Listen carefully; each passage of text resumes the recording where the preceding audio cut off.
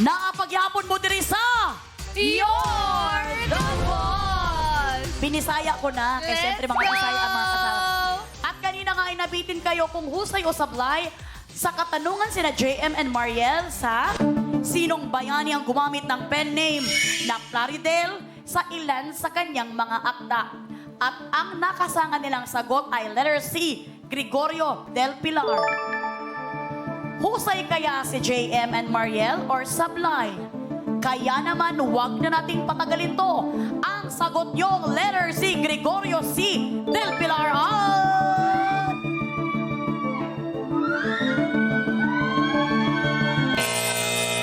Sablay. We're very sorry.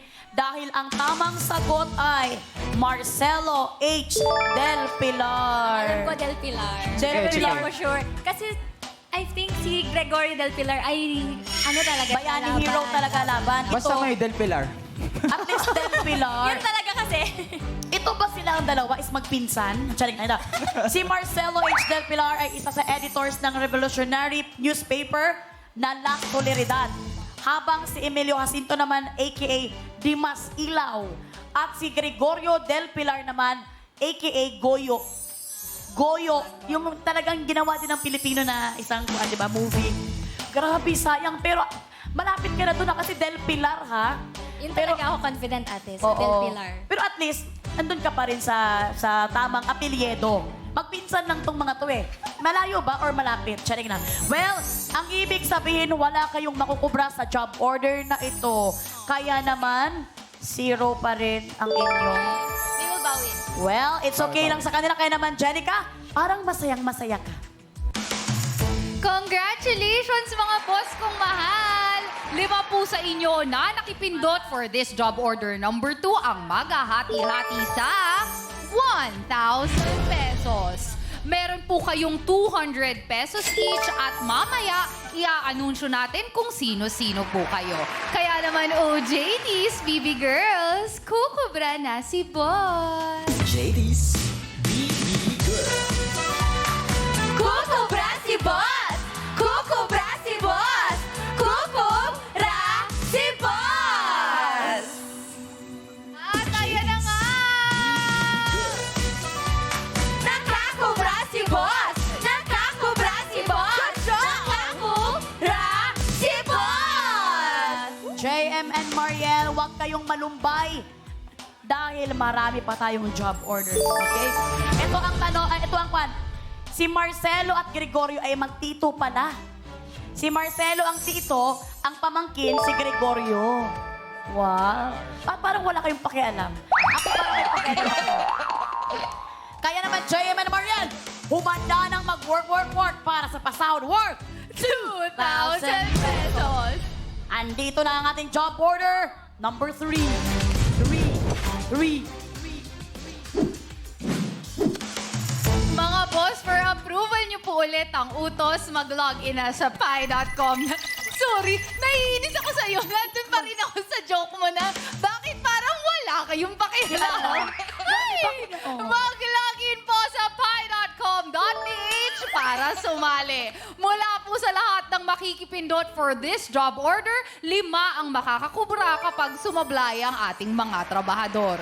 So boss, ano po ba ang gusto niyong iutos kina JM at Mariel? Hunger Games or Asim Kilig? Mga boss, i-challenge po nating mabuti ang ating mga trabahador para mas lumaki ang ating kubra. Meron po kayong 30 seconds para pumili dahil katropay, You're the boss! JM and Mariel, may dala kayong kilig kapag kumakanta kayo, pero kaya nyo rin bang mag-survive sa Hunger Games?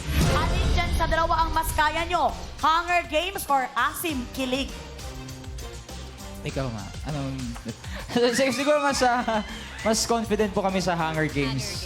Yeah. Hunger Games, ever ba na-hunger na kayo ng mama nyo kapag hindi kayo natutulog? True. Kaya pala ang galing nyo sa hunger.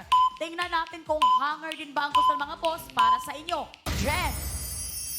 Dapat ata ginamitan ako ng hanger ng nanay ko.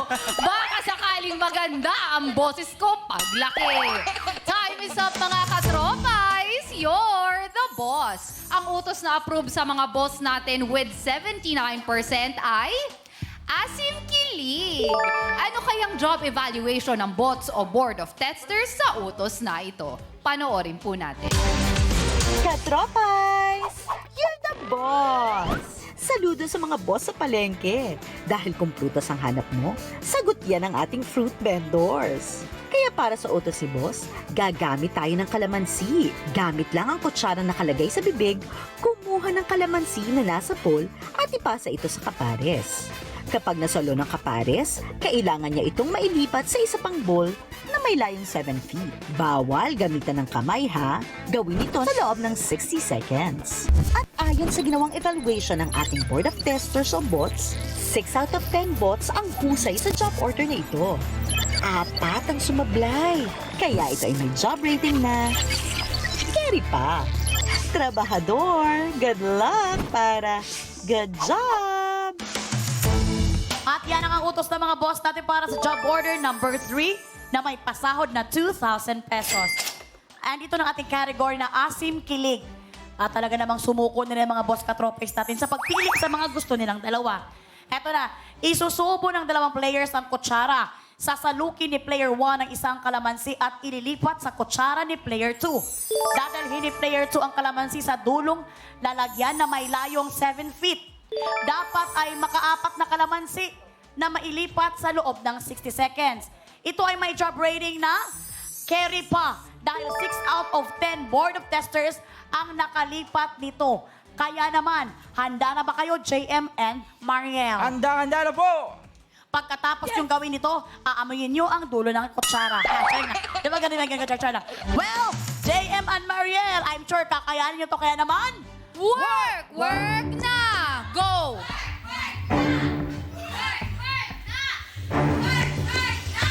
Apat na kalamansi ang kailangang mailipat sa bowl sa kanan. Nakapaglagay na nga po sila ng isang kalamansi and the time dahan-dahan na sa paglipat. you baka have mahulog. left Baka is okay. 43 seconds.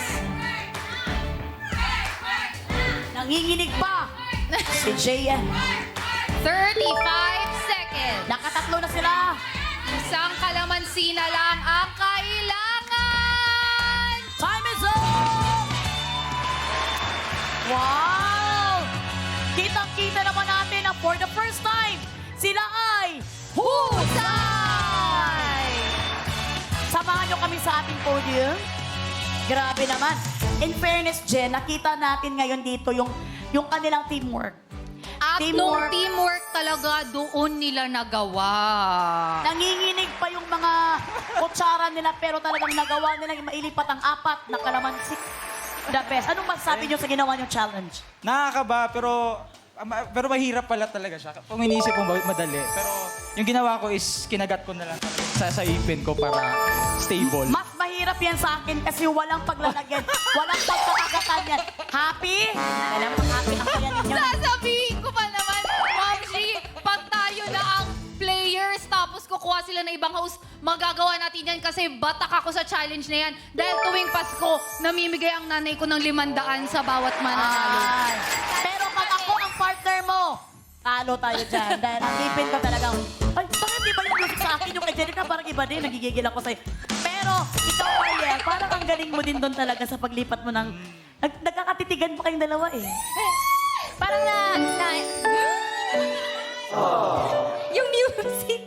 Pero parang nakuha ko po yung pace ng ano. Kaya, tas tinitingnan ko din yung time. Kaya, Ano naman, kaya. kaya naman. Oo. Si Mariel is taga Cebu, si JM naman is taga Davao. Oh, di ba? At dahil nga good job kayo for the very first time, makakakubra kayo sa pasahod ng mga boss natin ng 1,000 pesos. Kaya naman, oh, JD's baby girls, Kukubra na sila!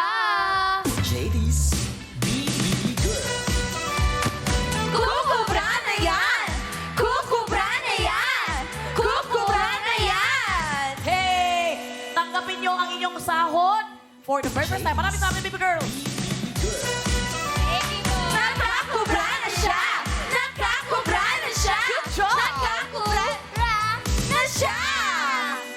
Nakakubra na nga ang ating mga trabahador.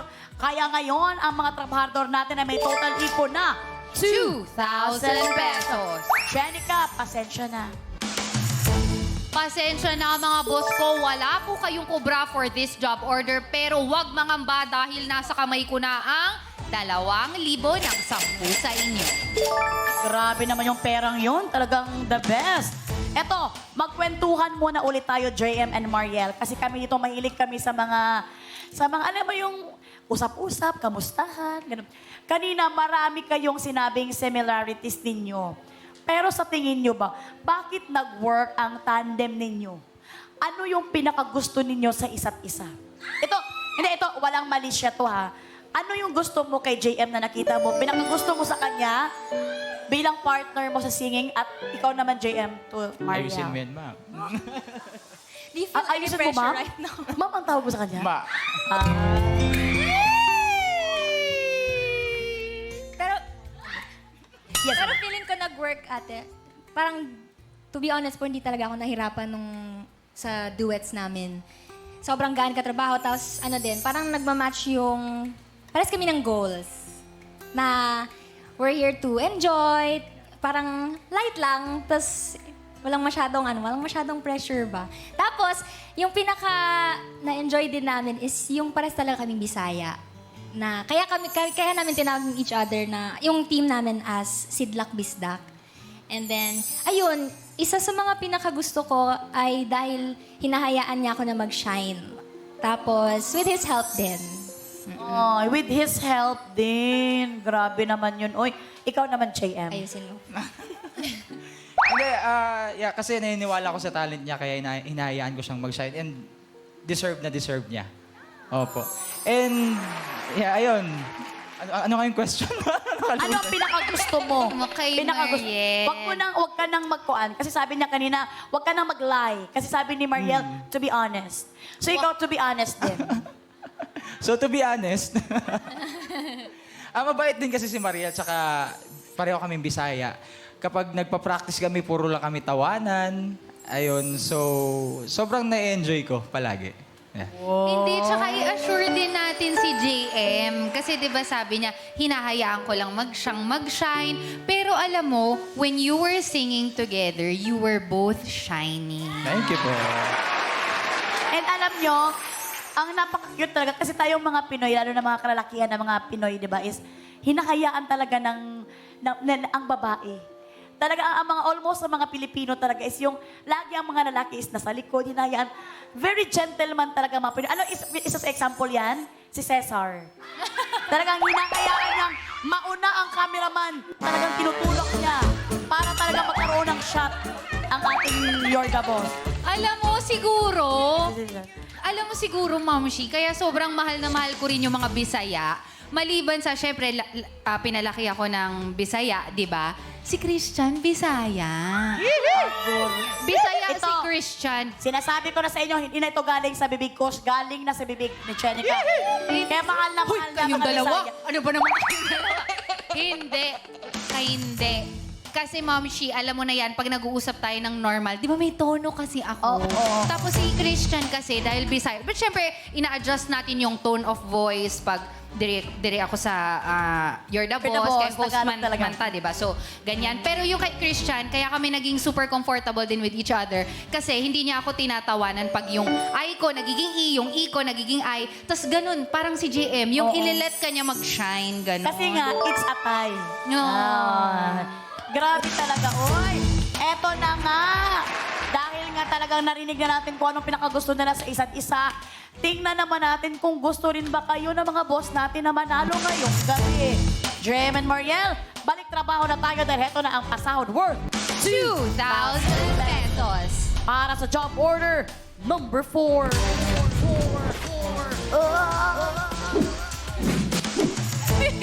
JM! Direk, ibalik mo doon. Si JM, iniwan niya yung kutsara dun sa kamonti kong dalhin dito sa podium. Akala ko yung kutsara, yung pera ng mga boss katrobais. Buti na lang hindi ko tinangay. Oras na po ulit para mag-approve kung ano ang dapat itanong. Mula sa lahat ng makikipindot for this job order, 5 ang makakakubra kapag sumablay ang ating mga trabahador. So, boss, ano po ba ang gusto niyong itanong kina JM at Mariel? kanta o kinig? Meron po kayong 30 seconds para pumili dahil katropais, You're the boss! As singers, dapat matalas din ang tenga ninyong dalawa.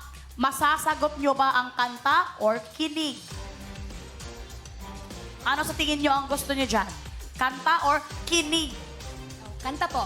Kanta ang gusto nyo. How about you, JM? Kanta. Yeah, since So, kung we're both ano- singers. You're both singers. So kung anong gusto ni Mariel, yun din ang gusto mo. Eh. Yes. Wow! Tingnan natin kung yun din ang gusto ng mga boss natin para sa inyo. Jen! time is up mga katropais. You're the boss. Inaprubahan nyo na nga po ang itatanong sa ating mga trabahador with 80% at ito ay may kinalaman sa kinig. O JT, deliver nyo na ang pinapatanong ni boss.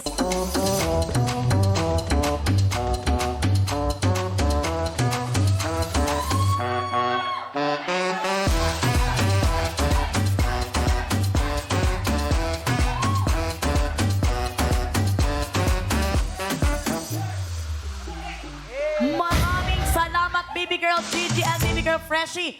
May pa-jump-jump pa kayong nalalaman, ha? Grabe! Eto na ang ating job order number 4 na may pasahod na 2,000 pesos. Ready na ba kayong dalawa sa katanungan ng mga boss natin? Ready. Let's go. At dahil ready na kayong dalawa, narito ng tanong. Para sa category na kinig na hindi nyo gusto. Sa radyo, ano ang ibig sabihin ng letter A sa AM? Ano ang ibig sabihin ng letter A sa AM? Letter A, antenna. Letter B, amplitude. Letter C, abroad. Letter D, audio. And letter E, analog. Kung ready na kayong dalawang sumagot, work na. Sa Ang hirap. radyo ito. Sa radyo, ano ang ibig sabihin ng letter A sa AM? Take your time. Because you only have... walang time limit. Enjoy lang kayo dyan. Siguro parang nasa ano lang yan. Letter B or letter... Letter B or letter E? No? Letter B. Letter B. Ikaw, Ma. Pwede niyong Ang hirap. isa-isahin. Pwede niyong i-analyze bawat letter, bawat options, bawat choices. Kung ito ba or ito? Ano kaya ito? Ito yan? Pero pwede po bang malaman kung ano yung M? Hindi ko ako pwedeng sumagot dyan, JM. Mapapatay tayo ng mga boss natin. Ano sinasabi mo? Ano yung letter? Letter E? Ano, letter A, antenna. Letter B, amplitude. Letter C, abroad. Letter D, audio. Or letter E, analog. Nakikinig ba kayo sa mga AM stations sa province? I'm sure tayo na mga taga-probinsya, mahilig tayo sa FM station kasi wala tayong mga CD-CD pa dati. Mahal ba yung mga ganun, di ba? So, nakikinig kayo sa AM. Di ba yung AM station nyo? Uwa ko isa! Hunungi ko ninyo! Uwa ko isa! Ako ang may kasalanan. Di ba ganun sa radyo? ang nagmatay. Huwag na abot. Handumanan sa usa ka awit. So, nakikinig kayo niyan. Yes. I'm sure alam niyo kung anong ibig sabihin ng A sa AM.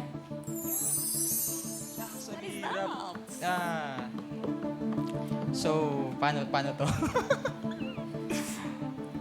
Ikaw, Ma. Bawal po Walang clues, no, ate? Walang Wala clues. talaga. May clues pagkatapos na ng show. Ay, okay. Walang clues dito. Mariel, mapatay tayo ng mga Clues, boss pala. katropais natin. Pinataka na lang niya ni. Ayaw mininyog kataw, iha. Okay. Sabi ni Mariel, huwag niyo kaming pagtawanan, ha? Sabi niya. Okay. Ang napili po naming sagot ay letter B. Letter B. Ang tanong, final na ba ang letter B? Letter B, amplitude. Letter C, abroad. Letter D, audio. Or letters E, analog. Nahihirap, pero Final na ba ang letter B? Final na po. Final po. Final na nga ang letter B. Nakasa na nga nila ang letter B. At ito ay letter B, amplitude. Kayo kaya ay husay o sablay sa job order na ito or baka mapunta na naman sa ating mga boss katropay ang pasahod this job order. Kaya naman, ang sagot niyong letter B, amplitude,